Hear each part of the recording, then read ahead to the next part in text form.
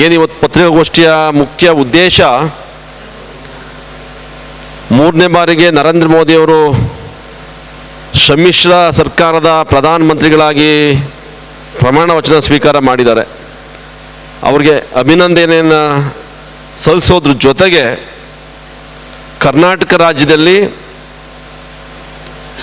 ಕೇಂದ್ರ ಮಂತ್ರಿಗಳನ್ನಾಗಿ ಮಾಡುವಂಥ ಸಂದರ್ಭದಲ್ಲಿ ಸಂಪೂರ್ಣವಾಗಿ ಹಿಂದುಳಿದ ದಲಿತ ಸಮುದಾಯಗಳನ್ನು ಹೊರಗಿಡುವಂಥ ಕೆಲಸವನ್ನು ಮೋದಿಯವರು ಮಾಡಿದ್ದಾರೆ. ನಾವು ಹಿಂದೆ ಭಾಳಷ್ಟು ಆರೋಪಗಳು ಮಾಡ್ತಿದ್ದೋ, BJP ಮೇಲ್ವರ್ಗದ ಪಕ್ಷ ಅಂತೇಳಿ. ಅದು ಇವತ್ತು ಸಾಬೀತಾಗಿದೆ. 2 ಬ್ರಾಹ್ಮಣ ಸಮುದಾಯದಿಂದ 2 ಮಂತ್ರಿಗಳನ್ನ ಮಾಡಿದ್ದಾರೆ, ಒಕ್ಕಲಿಗ ಸಮುದಾಯದಿಂದ 2 ಮಂತ್ರಿಗಳನ್ನ ಮಾಡಿದ್ದಾರೆ, ಲಿಂಗಾಯತ ಸಮುದಾಯದಿಂದ ಒಬ್ಬರನ್ನ ಮಂತ್ರಿ ಮಾಡಿದ್ದಾರೆ.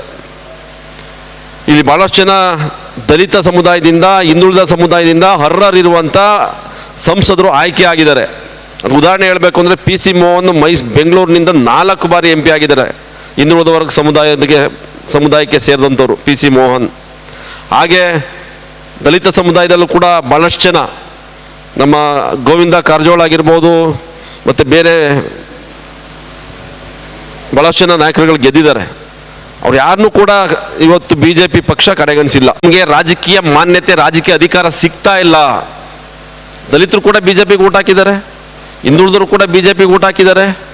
ಆದರೂ ಕೂಡ ಈ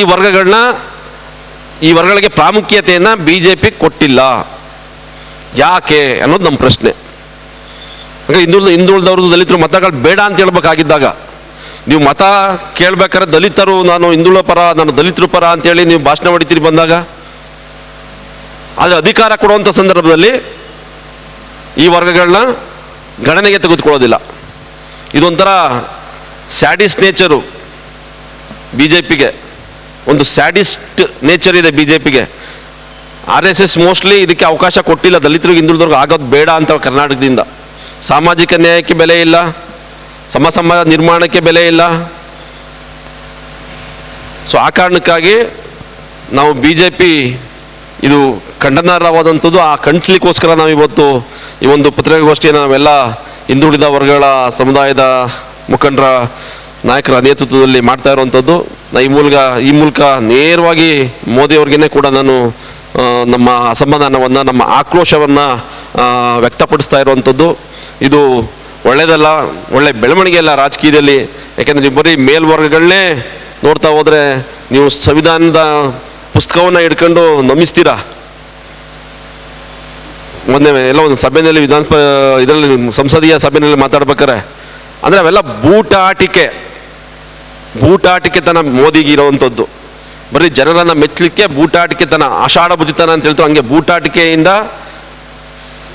ಈ ದೇಶವನ್ನು 3ನೇ ಬಾರಿಗೆ ಸಮ್ಮಿಶ್ರ ಸರ್ಕಾರದ ಮೂಲಕ ಆಳಕೊಟ್ಟಿದ್ದೀರಿ. ಜನ ನಿನ್ನ ತಿರಸ್ಕಾರ ಮಾಡಿದ್ದಾರೆ BJPನ.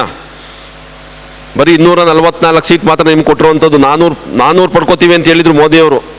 ಆ ನಿಟ್ಟಿನಲ್ಲಿ ಸಂವಿಧಾನ ಮತ್ತು ಪ್ರಜಾಪ್ರಭುತ್ವ ಗೆದ್ದಿದೆ.